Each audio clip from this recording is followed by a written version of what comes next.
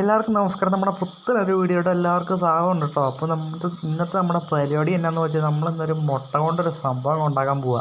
അപ്പോൾ നമ്മുടെ തിരുമേനി അങ്ങ് ഉണ്ടാക്കിയ അതേ സാധനം നമ്മളും ഉണ്ടാക്കുക. അതിനുവേണ്ടി നമ്മളൊരു 4-5 മുട്ട എടുത്ത് നടുവേ പിളർന്ന് അങ്ങോട്ട് ഓരോന്നായിട്ട് അങ്ങ് മാറ്റി മാറ്റി വെച്ചുകൊണ്ടിരിക്കുക. വെച്ച് കഴിഞ്ഞിട്ടുള്ള ഇതിനകത്തോട്ടൊരു സംഭവം നമ്മളങ്ങ് ചേർക്കും. നമ്മുടെ കാന്താരി മുളകും ശകല ഉപ്പും കൂടി ഇട്ട് അരച്ചെടുത്ത ഒരു സെറ്റപ്പ് സാധനം കേട്ടോ. അതങ്ങ് തേച്ചും കുടിപ്പിക്കാൻ കാന്താരി മുളകും പച്ചമുളകും ഉണ്ടമുളകും കൂടെ ഇട്ടങ്ങ് മിക്സിയിലിട്ട് നന്നായിട്ട് അടിച്ചെടുത്തൊരു സാധനം അത് ഈ മുട്ടയിലേക്ക് തേച്ചിട്ടുണ്ടല്ലോ, ഇതുപോലെ അങ്ങ് ഇരിക്കും. ഇനി ഇതൊരു പ്ലേറ്റിലേക്ക് അങ്ങ് നമ്മൾ വേറെ മാറ്റി അങ്ങ് വെച്ചിട്ടുണ്ടല്ലോ, ഓരോന്നായിട്ടെല്ലാം ഫില്ല് ചെയ്തുകൊണ്ടിരിക്കുക. അതെല്ലാം നമുക്ക് കഴിഞ്ഞ് കാണാൻ.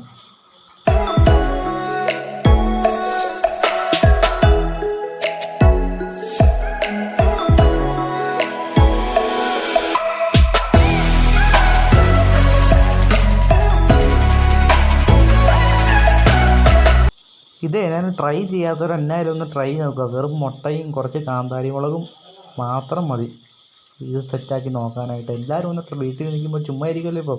അപ്പോൾ എല്ലാവരും ഒന്ന് ട്രൈ ചെയ്ത് നോക്കുക, ഒന്ന് കഴിച്ച് നോക്കുക. നല്ല എരിവുണ്ട് കേട്ടോ. എന്നായാലും സൂപ്പർ സാധനം. ഇത് കഴിച്ച് കഴിഞ്ഞാൽ ഒരു 2 ഗ്ലാസ് വെള്ളം എന്നായാലും നമ്മൾ കുടിക്കും, അത് ഉറപ്പാണ്. തന്നെയാണെങ്കിൽ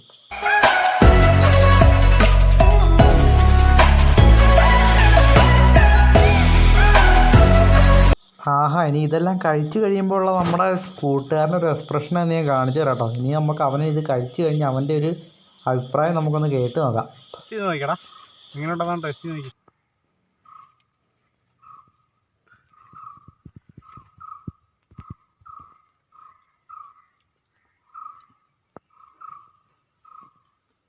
അടിപൊളിയാണ്.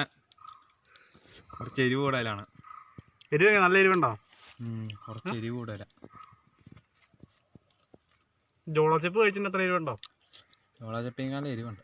എരിവുണ്ടോ? ഉണ്ടാക്കുള്ള നല്ല എരിവാണ്ട. വേണേച്ചിട്ട് ചമ്മന്തി എടുത്ത് കൂട്ടിയോ?